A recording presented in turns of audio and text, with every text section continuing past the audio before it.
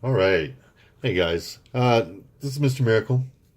I thought we'd go over five more Bronze Age comics that are undervalued. So definitely finding a lot of more undervalued comics in the Bronze Age. The Silver Age has really been picked over. I'm sure there's some hidden Silver Age keys out there that are still going for cheap, and I still have a few recommendations for those Silver Age guys. However, definitely going to find more in the Bronze Age. The Bronze Age now is where the Silver Age was 20 years ago. So soon these comics are all going to start going up in value. The Bronze Age is going to become more and more collectible, more and more scarce as they get bought up. Copper Age, it'll be tough.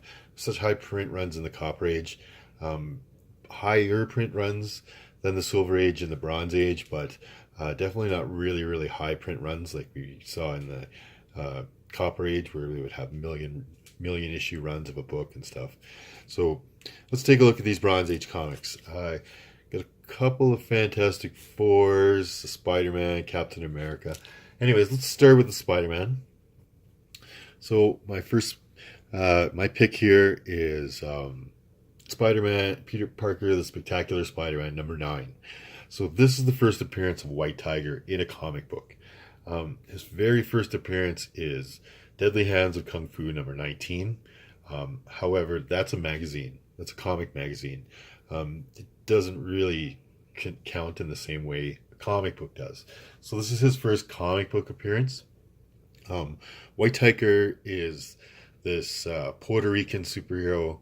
Uh, he gains his powers by putting on this amulet and gaining the White Tiger powers, which makes him a master of kung fu and faster, stronger.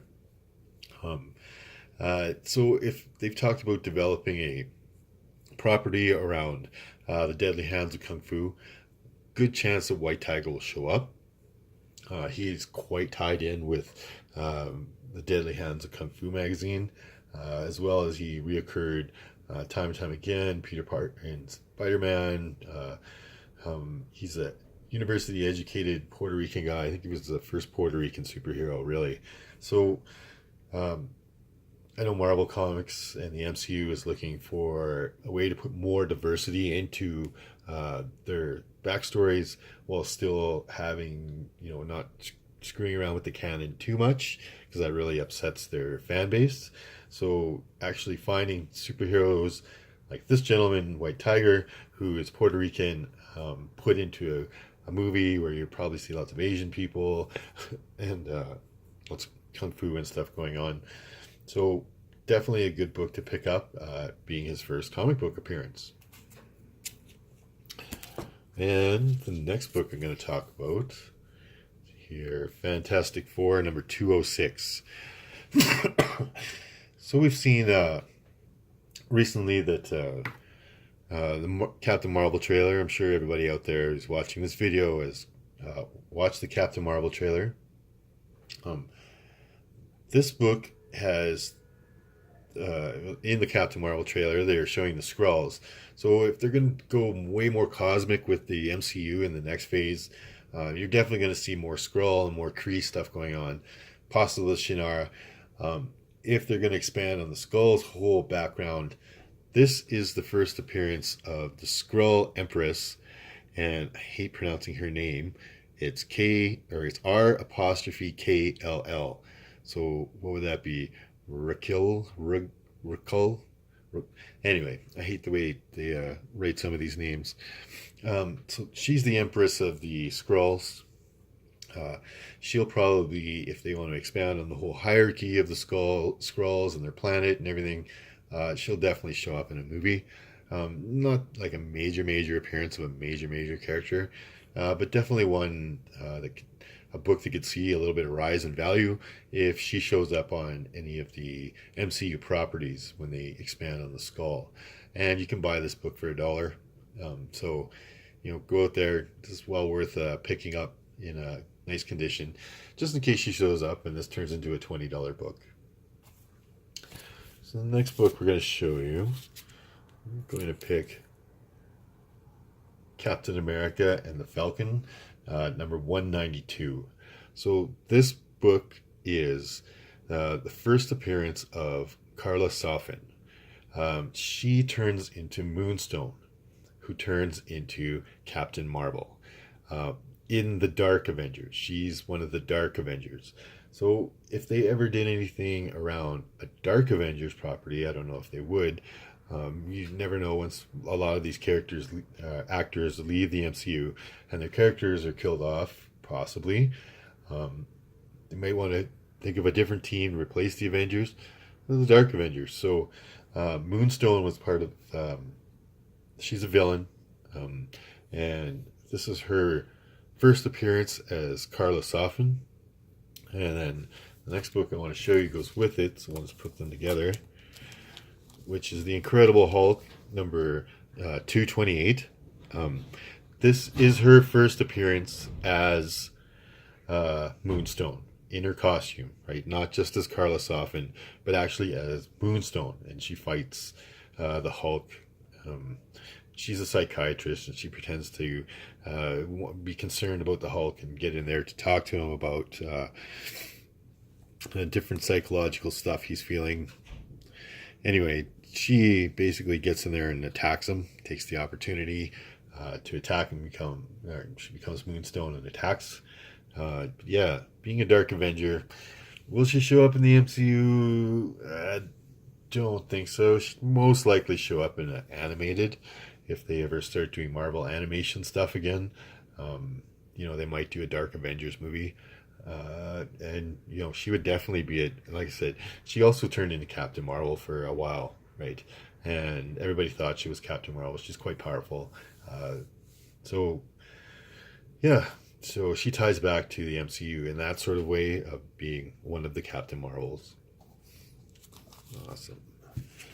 And the last book I'm going to show you is this FF right here. Oop, careful now. Fantastic Four number 140. So the Fantastic Four number 140 is Annihilus's origin story. So the first appearance of the Tyanians. These are people that live in the negative zone. So they were trying to terraform other worlds in the negative zone and created these things that were spores. And they sent them out into space, but one of their ships crashed. And the spore manipulated itself and became Annihilus, the insect creature, who was super intelligent. And then he uses parts of the crashed ship that he was in to create his cosmic control rod and power it with the ship's engines. So this is how Annihilus comes. I know they announced the movie for Avengers title being Endgame, but it just doesn't make sense to me for Endgame to be the title. They were really just so careful about not revealing that title, that the title had a big spoiler to it, so we couldn't reveal the title. But then Endgame comes out, and this is like, something the characters have already said. We're in the Endgame now, Tony.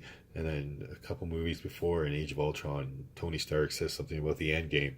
And so, if they had released that title right at the end of Avengers Infinity War, like even if it was like the Avengers will return in Avengers 4 Endgame, that would not have been a spoiler title. They could have told us that totally, and it would have not made any difference. It wouldn't have been a spoiler. So why were they so careful? Why were they so worried about the title coming out?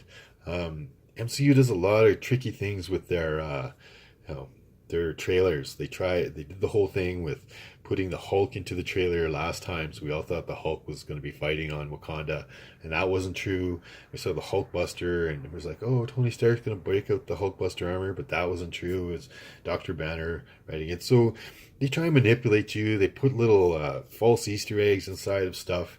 I wouldn't be surprised if that title changed sometime around the Super Bowl. Maybe a little bit after that, we got a title change for this movie. So a lot of people predicted it was going to be Avengers Annihilus, and it was going to lead into the whole annihilation storyline, where it turns out that there's lots of them, and there's a whole race of Annihilus, and they bust out of the negative zone and take over half the universe and kill millions of planets. And the first few hours of them showing up here, and they're terrible. And this leads into this big whole Annihilation storyline. So if the title changes, still might, I'm not saying it will. Maybe they're not going to screw around that much, but I wouldn't put it past them. They do screwy stuff with their trailers. They go to great lengths to make sure that their storylines are not revealed before the movie comes out. If we suddenly saw a title change for this movie, it really wouldn't surprise me. So still, don't bank on it, but it's a good buy to pick up stuff around Annihilus and around the character Annihilus. And this is his origin story, so well worth picking up. I got this for, it's really nice shape, 1973 book. It's really in nice shape, and I know I paid less than $10 for it. So, yeah, Fantastic Four number 140 sure is a good buy. And thanks for watching the videos, guys. Please remember to like it. Please remember to subscribe. And I'll see you next time.